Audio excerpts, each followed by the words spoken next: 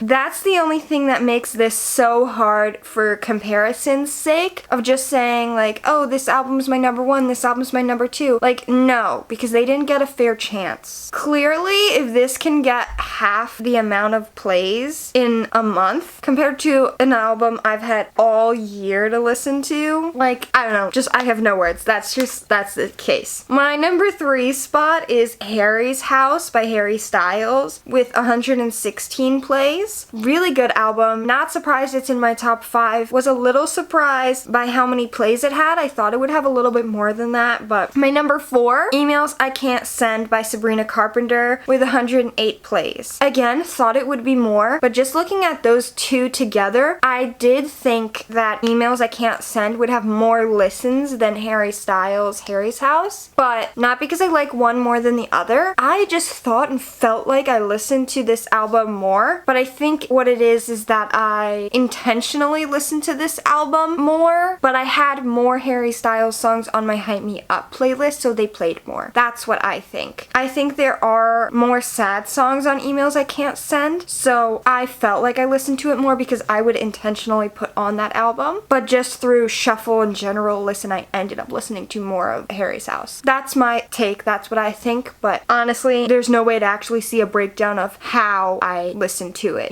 There's no breakdown to see how many of those plays was me intentionally playing the album, how many of those plays was from me listening to this playlist or shuffling the artist. It doesn't tell me, unfortunately. Now, my number 5 album, I wasn't exactly surprised, but I wouldn't have predicted it to be in my top 5. It's Good Luck Have Fun by Baby No Money with 102 plays. So I know that Baby No Money is an artist I listen to a lot, but I don't think I super particularly put on this album. I just think that I would say shuffle Baby No Money, and this album just came on a lot, but I don't think it's an album I was intentionally playing a lot, if that makes sense. I like all the songs on it. I'm not saying it doesn't deserve to be in my tops, but a little surprising. But once again, moving on from just the top 5, from 6 to 10, we have 6 Super Ache by Conan Gray, 78 plays. This is an album I knew it would be in my top 10. I thought it would have more plays and maybe make it to my top 5, but oh well. That is actually tied for 7th, but I don't know how they chose who gets 6th and who gets 7th when they have the same amount of plays, 78 plays, for Lover by Taylor Swift. I really love Taylor Swift and I listen to her a lot. I know that Lover is one of my top albums for Taylor Swift, but I was quite surprised to see, of course Midnights is the newest album. I expected it to be there. I was surprised to only see Lover by Taylor Swift in my top albums. I thought I listened mostly equal to her discography and then maybe 3 albums a little bit higher. So I was surprised to see one particular album have a lead over others besides Midnights. And I don't even know if Lover is my favorite or not. It's really close call for me between Reputation, Lover, and than Evermore, but I don't know. It's just something to think about. Pretty interesting. Then my number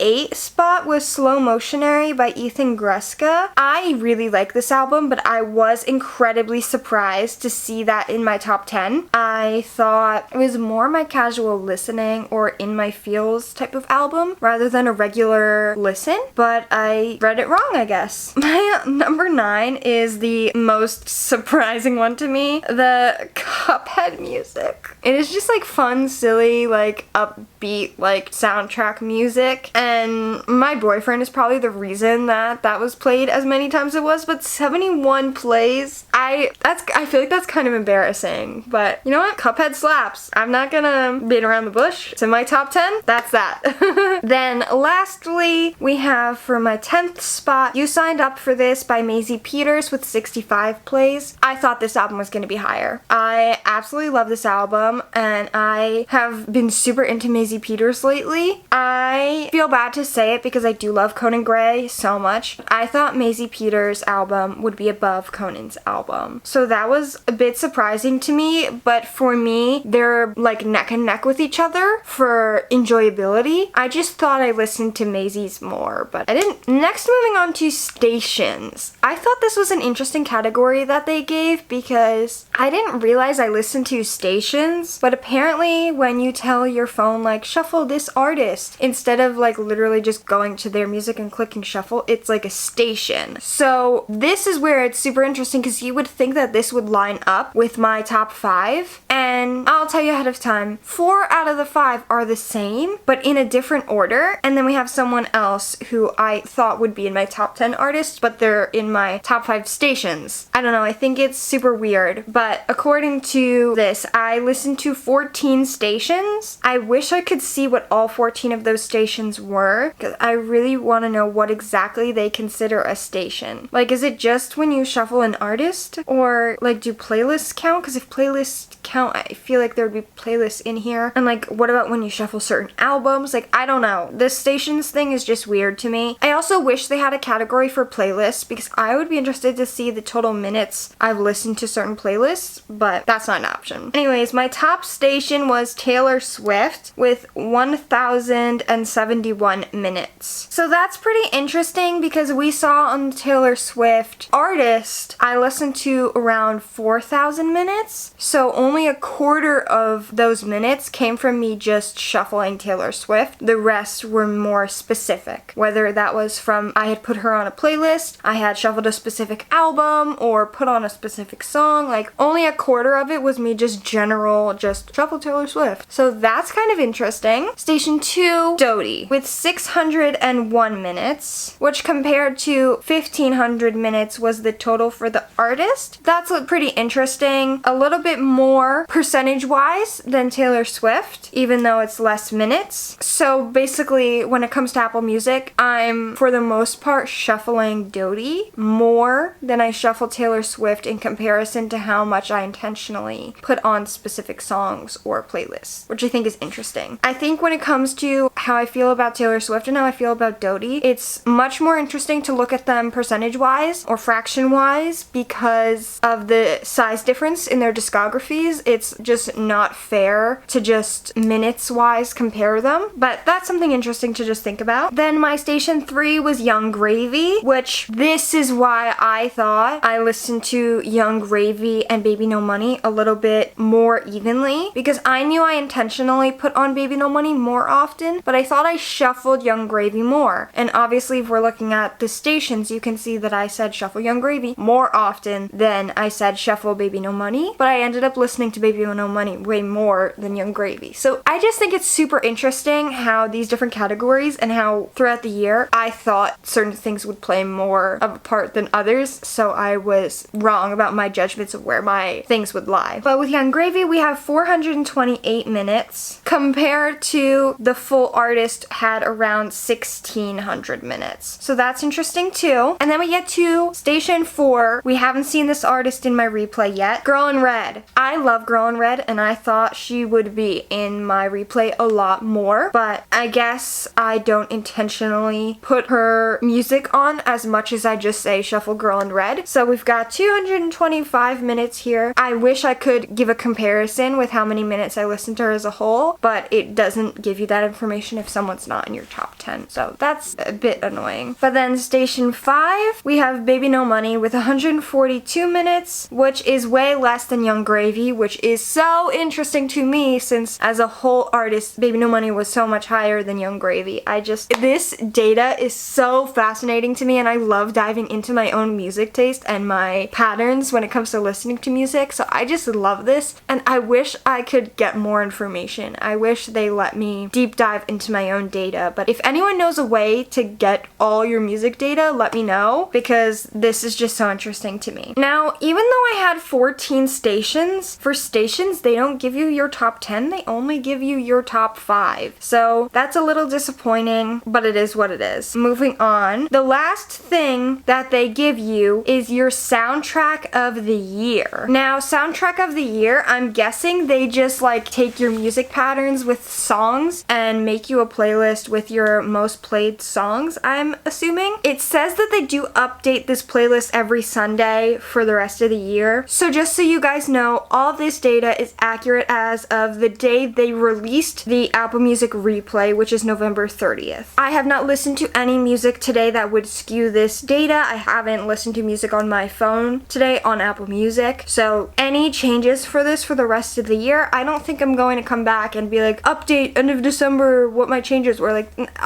today's the day they release it, today's the day we go over the data, but I assume this playlist might change slightly throughout the next month, but it is what it is. So just going down the line on this playlist, they gave me a bunch of Baby No Money from Eat Veggies to start, Resume, Edamame, What's Up, Black Eyed Peas, Big Boss Baby, You Mad, Brainless, Tonight We Effin' Party, Yoga, Two Time Zones, I Remember, Checkup. Not surprised that there's a lot of that on there considering my whole top 10 was Baby No Money anyways. But then next we have I'm Trying Not Friends by Maisie Peters. I listened to that song so many times, I was surprised it wasn't in my top songs. Makes perfect sense that it's right there after Baby No Money. Then next is C'est La Vie by Young Gravy, Baby No Money, and Rich Brian. If this song had come out earlier in the year, it probably would have been my top songs, but it hasn't been out that long, so. Then next is Mathematics by Baby No Money, Betty Get Money by Young Gravy, Jack Money Bean by Baby No Money, Young Gravy, and Lentra. Then we got some Taylor Swift, Karma and Lavender Haze. Not surprised that those two songs are the first Taylor Swift songs in here. I've been listening to those songs a lot. Next then we have Got Weird by Dodie, then Vigilante Ship by Taylor Swift, then Witch by Devin Cole, which I absolutely love that song. I should listen to that song more. I love that song so much that I should have listened to it the amount to make it in my top songs, but I didn't, so whatever. Then Bejeweled by Taylor Swift, then Boys Like You by Dodie, then Glitch by Taylor Swift, then Feeling Good by Baby No Money, Lentra, and Gooch, then Monster by Dodie, then Me Me Me by Baby No Money and Lentra, then RGB Money by Baby No Money, Lentra, and Crosby, then Guiltless by Dodie, then Cruel Summer by Taylor Swift, which I'm not surprised that's the first Lover song on here because I adore that song. Then Boyfriend by Dove Cameron, then We'll Never Have Sex by Leith Ross. Kind of surprised that that one's on here, but I think it's just that when I first heard that song, I listened to it so many times. Not that I listened to it so many times over time, if that makes sense. I have a habit of doing that when I find new music that I really like, but that doesn't mean that like over the course of the year it really was a top song for me, but I do really like that song. Then Question, Paris, and Maroon by Taylor Swift, then The Man by Taylor Swift, then In the Middle by Dodie, Rainbow by Dodie, then You Need to Calm Down by Taylor Swift, then Oops by Young Gravy. Kind of surprised that that one is in my playlist, but I don't know. Then Would've, Could've, Should've by Taylor Swift, then Human by Dodie featuring Tom Walker, then Martha Stewart, Party at My Mama's House by Young Gravy. Not surprised by either of those songs. Then Sucker Punch by Sigrid. I think that's how you say their name. I'm so sorry if it's not. Another new artist for me, and I really, really love that song. Then I Forgot That You Existed by Taylor Swift. Then Sick of Losing Soulmates by Dodie. Mr. Clean by Young Gravy. Midnight Rain, You're on Your Own Kid Kid by Taylor Swift, Good For You by Olivia Rodrigo. If I had done my Apple Music replay for last year, there would have been way more Olivia Rodrigo, but I think whenever an artist puts out new music, I spike on how much I listen to them, and then older music just gets shuffled into playlists and stuff like that. It doesn't get intentionally put on as much, and that's just because I'm kind of an out of sight, out of mind kind of person that I forget about music I really love, but I don't know. Then Pogo by Baby No Money and Diplo, Antihero and Labyrinth by Taylor Swift, Blonde by Maisie Peters, then Absolutely Smitten by Dodie, Nonsense by Sabrina Carpenter, which is my favorite song off that album. I was surprised that that didn't make it to my top songs too. Then Backwards by Baby No Money and Lentra, then Snow on the Beach, The Great War by Taylor Swift, then Light Switch by Charlie Puth, Fingers Crossed by Lauren Spencer Smith, As It Was by Harry Styles, Astrology by Baby No Money and Lentra, Lover by Taylor Swift, Sight of You by Sigrid, Mastermind by Taylor Swift, Chaotic by Tate McRae. Honestly, I thought there would be a little bit more Tate McRae in here, but oh well. Isn't She Lovely by Tom Misch, Love Me by the 1975, High Infidelity by Taylor Swift, Hate Myself by Dodie, Permanent Vacation by 5 Seconds of Summer, Gas Money by Young Gravy, Disaster by Conan Gray, Enchanted by Taylor Swift, Mine Right Now by Sigrid, Before the Line by Dodie, Say Amen Saturday Night by Panic at the Disco, Sweet Nothing by Taylor Swift, God is a Freak by Peach PRC, Would You Be So Kind by Dodie, Music for a Sushi Restaurant by Harry Styles, She by Dodie, F a Silver Lining by Panic at the Disco, Halloween by Vermilion. I'm so happy that this made it into my playlist. I love this song and I love being able to support my friend and his band, and go check out that song. Breakfast by Dove Cameron, Four Tequilas Down by Dodie, John Hughes Movie by Maisie Peters, The One by Taylor Swift, On Top of the World by Imagine Dragons. I was surprised that this one made it in my playlist for this year. I have gone through phases where I really love Imagine Dragons, but I didn't think I really listened to them that much. So I think it's because that song is in my Hype Me Up playlist and I just might not have realized how many times it came up. Forever Drunk by Peach PRC, Rules by Doja Cat, Fast Times by Sabrina Carpenter, Boy by Maisie Peters, 34 plus 35 by Ariana Grande, Me featuring Brendan Urie, Taylor Swift, Special Girl by Dodie, and Serotonin by Girl in Red. Most of that playlist makes a lot of sense for me, but there are some songs here and there that I'm like, I'm surprised these didn't make it on it. But it is what it is. I said that that playlist was the last thing they gave me. They gave me one more thing. My top genres are pop, hip-hop, alternative, teen pop, and singer-songwriter. No surprises there. And then they just give you like a breakdown, total minutes, top song, top artist, top album, which is the key things of everything we just went over. So that's pretty much it. That was my Apple Music replay. Just a few surprising things in there, but overall I feel like it's a pretty good idea of my music taste. Some things that are in there a teeny bit I thought would be in there way more. So I wouldn't say take all the numbers to heart because like I said, I do have my Amazon Music as well that I listen to. But for just the people I listen to, pretty accurate. I did think there would be a bit more Doja Cat going on because I had a few months where I felt like I listened to a lot of Doja Cat, but I guess that was mostly on my Amazon Music, so I don't know. Overall, pretty good baseline of my music taste. Comment down below some of your top things about your music, whether it was from Apple Music or Spotify or whatever. Comment down below, we can have a chat about it. But for now, that's it for today's video. Thank you guys for watching. I hope you enjoyed. Happy VEDIN, and I'll see you guys tomorrow. Mwah.